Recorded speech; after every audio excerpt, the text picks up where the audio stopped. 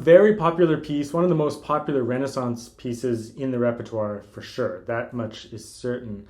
And I put off putting an arrangement of it out because of a couple of reasons. One thing, the rhythmic scheme of the piece, the time signature, it kind of shifts between two different time signatures, and we'll talk about that. The other thing is what tuning to use. When I was younger, I used to play like the Frederick Node, like regular tuning version of this piece, which is a little bit different. It uses regular guitar tuning, and some of the chords are even a little bit different, and some of the notes are a little bit different, and the voicing is a little bit different.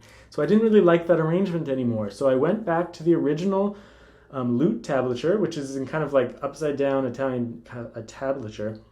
And I made my own edition of the piece that's a little bit more faithful. And I've pretty much fingered the piece exactly as the original tablature, with the exception of one or two spots where I thought the modern guitar fingering might work a little bit better. First thing, I'm tuning the third string down to F sharp. You could put a capo on the third fret. It sounds charming, by the way. I didn't today for the video, but that would put you even closer to an early music instrument. When you tune that third string down to F sharp, you can play the music right off the original tablature. It's amazing. It's like the whole world of Renaissance music opens up to you. And all these pieces, they were written with that tuning in mind. So whenever there's an F sharp, instead of having to play it with your fourth finger on the fourth string, you can play an open string, which really changes the pieces. In this piece, it doesn't necessarily make it easier. Regular tuning playing this piece is almost just as easy, but I think that it's important to play in the dropped tuning, because what if you're playing another piece from the composer in like a set? Some of those other pieces are not going to work in regular guitar tuning. And why not tune down and get used to it? It's a skill that everyone should have because it opens up such a world of music, especially like Dowland and other composers as well. So all you do is just, compare to your F sharp here. So it's just a small turn down on the third string. I like to check my A's. So everything is just up one fret. So instead of A being here, A is there. Let's talk about the rhythmic scheme of this piece. The rhythmic scheme goes back and forth between 6/4 or 3/2. Or, it depends. The original tablature is in small, very small groupings for each bar. And you could translate it all sorts of ways. You could put this in 6/8 and 3/4 if you wanted. But essentially, the idea is that it alternates between the two. So sometimes, in some bars, it's very clearly in 6. 1, 2, 3, 4, 5, 6. Other times, it's very clearly in 3/4. 1, 2, 3, 1.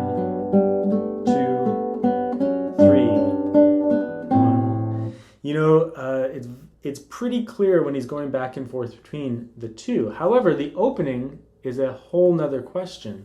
I've decided to alternate at the opening. So 1, 2, 3, 4, 5, 6, 1, and 2, and 3, and 1. So I'm kind of going back and forth between the accents. If you're more on the intermediate level stage or early intermediate, don't worry about it. Just play the piece. It's all in, it's all pretty steady quarter notes. Just play the piece, and to some extent, the way he's arranged the bass notes on the piece, it'll be clear what time signature is just by playing it. So you don't have to worry about that too much. But if you're a more advanced player, you should really dive into this piece and think about when he's doing which rhythm. And it's fairly clear, like if you see dotted half notes in the bass, it's in 6.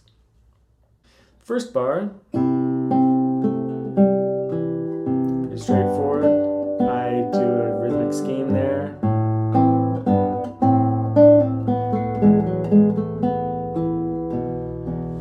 I throw in slurs fairly freely. I don't like to add a lot of slurs in early music unless it's super fast, but like there I did it just because that's such a legato little line there. Later on when I'm running,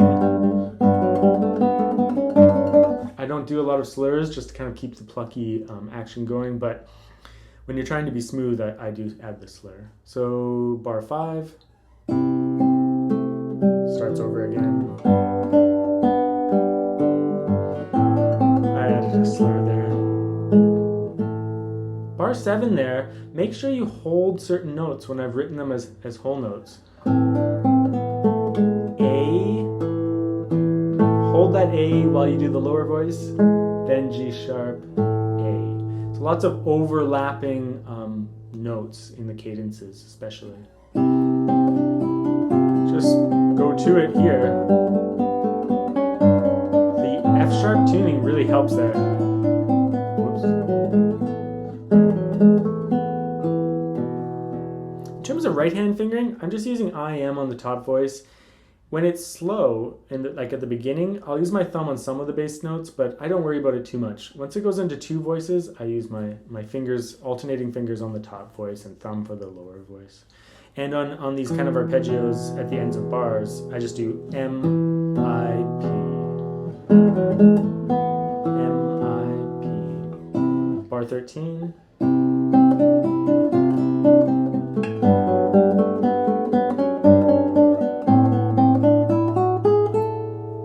Switch here to second finger.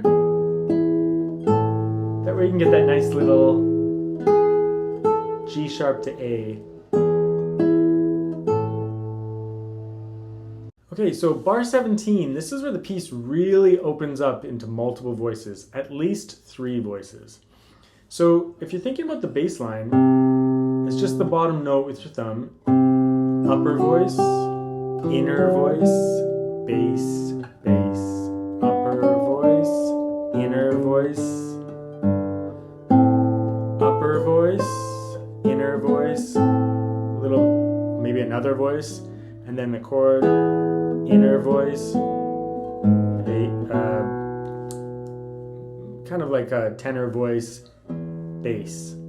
So bar 20, that chord, lift the third finger off. So that's an inner voice, then a middle voice, and a bass line, bass.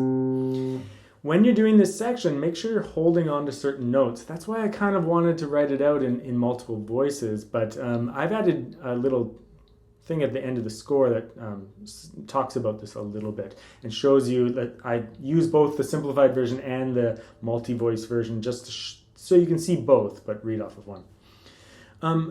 Bass, upper voice, hold that upper voice while you're doing the other voice. Hold the lower voice while you're doing the upper voice. Hold that voice. Let that ring, bass. Hold this voice while you're doing this one. You have to let go for there. So lots of holding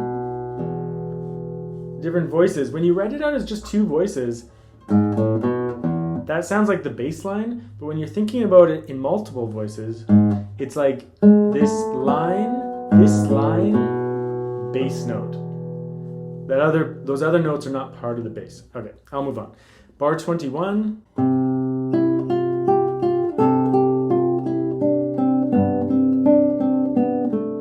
Reach out, open. Just makes that, you can keep the bar A going for quite a while, and you don't have to let go of any of the bass notes sustained, so that's kind of nice.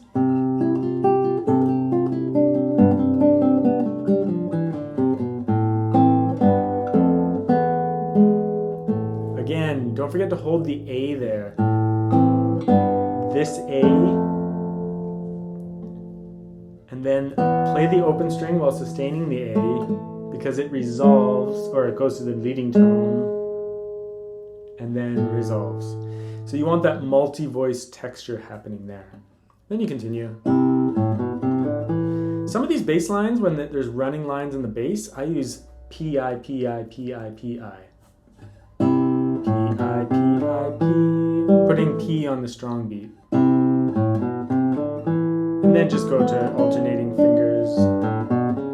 Same thing there, P, I, P, I, P.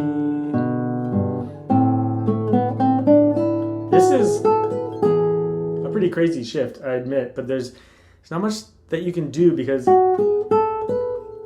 you need to sustain that while you're doing these other things. So you have to shift back down. So this is the one place where I changed the lute tablature fret positions. After the open string, I go to the second string, and then I just shift down. You gotta hold that voice, so you have to shift down. And then carry on.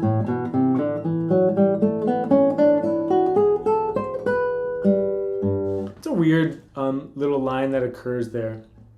First thing, I use PI until I get to the third string. Whoops. And then I just continue with IM fingering throughout the rest of the scale. But the rhythmic scheme is really strange here. So you kind of have 3. 1, 2, 3. And then 1, 2, 3, 4, 5, 6. It's a pretty strange line. I think that when you're practicing, just practice it with a strong sense of the two rhythms. Thump, thump, thump, thump, thump, thump, thump, thump, thump. Or you can elongate the 6 for thump, thump, thump, thump, thump, thump. And then you can just roll that chord out afterwards and it makes sense. It's almost like a little cadenza, which breaks up the piece quite nicely. It adds lots of variation to it. So after you get to the top of that passage, you have this chord. There I do PM, I, P, I, P. You could do it all with your thumb. It's not that fast. But I like the alternating thing, and it's kind of a lute thing too, using thumb and index finger. These thirds aren't very easy. I use 1 and then 4, 2, which is a little weird, but it's legato, right? It's really nice, rather than jumping the first finger over. It's too awkward to jump. Slide up. I do a bar.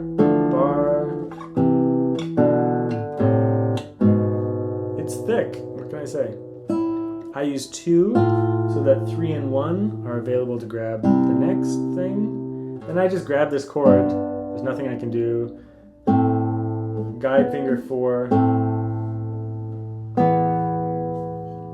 Hold on to your A. Resolve to G sharp. Resolve again to the tonic. Those multi-voice textures at the cadences, look at the way I've notated them. Make sure you're sustaining notes in the way that I've marked to sustain them, so that the multi-voice cadences come out nice and clearly.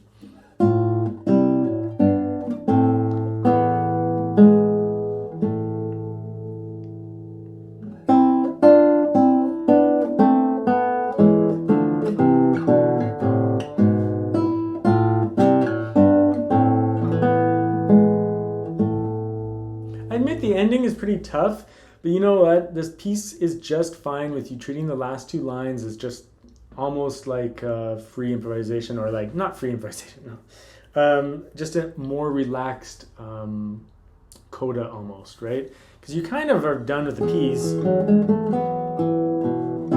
Then you do this big scale, this big cadence, which is essentially sounds like the end of the piece, except it goes on. You could just play this all nice and slow, almost changing the tempo.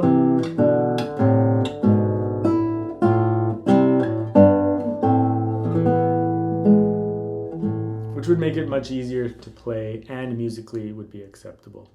But for now, I hope that gives you a lot of information on the piece and gives you a good start with how to play it and approach it. And also playing it in a more authentic way.